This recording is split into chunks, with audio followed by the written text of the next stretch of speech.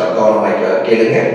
முதலாவது, ஒரு மனிதனை ஆண்டவர் பலவீனத்திலே தாங்குகிறார். இரண்டாவது, அவனுடைய பாடுகளிலே அவனை தாங்குகிறார். மூன்றாவது, ஊழியத்திலே கர்த்தர் அவனை தாங்குகிறவராக இருக்கிறார். முதலாவது வேதம் சொல்லுகிறது, ரோமர் 7:24 பவுல் அவனுடைய வாழ்க்கையை அவன் புலம்புகிறதை உங்களை கண்கள் திறக்கும்படியாக கோடிட்டு காட்ட விரும்புகிறேன். ரோமர் 7:24 நீங்கள் வாசிக்கும் பொழுது வேதம் இப்படியாய் சொல்லுகிறது, நிர்பந்தமான மனுஷன் தான், இந்த மரண சரீரத்திலிருந்து யார் என்னை விடுதலையாக்குவார் ஆண்டவரே.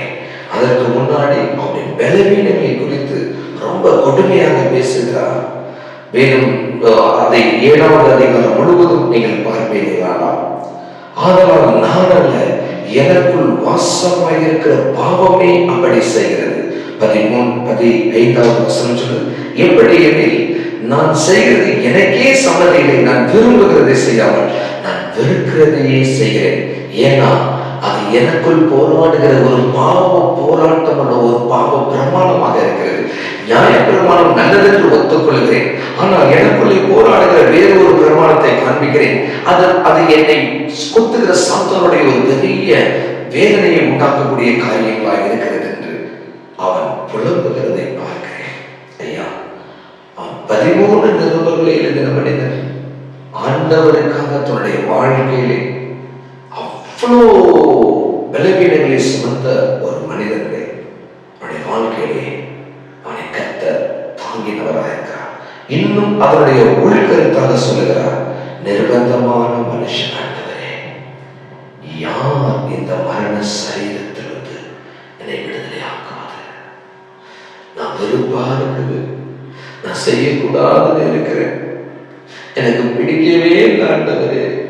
இந்த பாவ போராட்டத்தில் இருந்தும், இந்த பாவ வல்லமைக்குள்ளாக இருந்தும் நான் விழுந்து போகிறேன். அநேக நேரங்களில் நான் விழுந்து போகிறேன். கிறிஸ்துவுக்கு நான் பரிசுத்தமாக இருக்க வேண்டும் என்கிற வாஞ்சை எனக்குள்ளாக இருக்கிறது, துடிப்பு எனக்குள்ளாக இருக்கிறது. ஆனால் நான் அநேக நேரங்களில் விழுந்து போகிறேன். அதை என்னை விழத்தல்ல பார்க்கிறது ஆண்டவரே.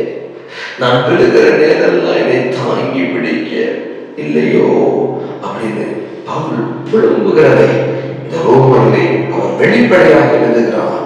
இந்த மரண சரீரத்திலிருந்து யாரையா என்னை விடுதலையாக்குவது? யாரையா என்னை விடுதலையாக்குவது? என்னை யாரையா தாங்க முடியும்? யாரையா என்னை தாங்கி பிடிக்குவா அப்படின்னு எழுதுகிற ஒரு அப்போஸ்தலனுடைய வாழ்க்கையை ஆண்டவர் அவனுக்கு சொல்கிறார்.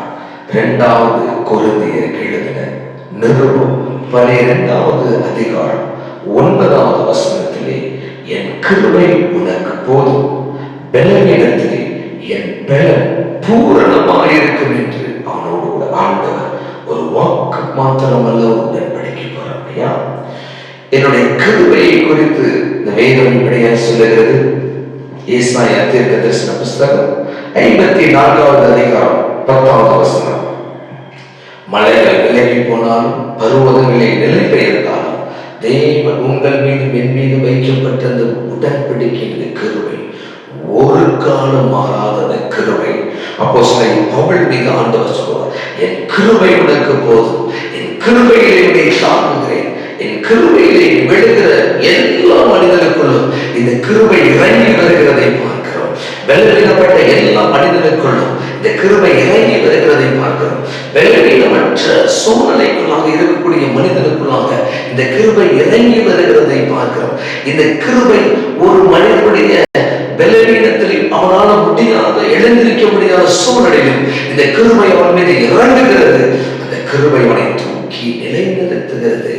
அதான் ஆண்டவர் சொல்றார், என் கிருபை அவனுக்கு போதும் அப்படின்னு. ஆண்டவர் கிருபையினால் பவுலை பலவீனத்திலே அவனை தாக்கினார். 2வது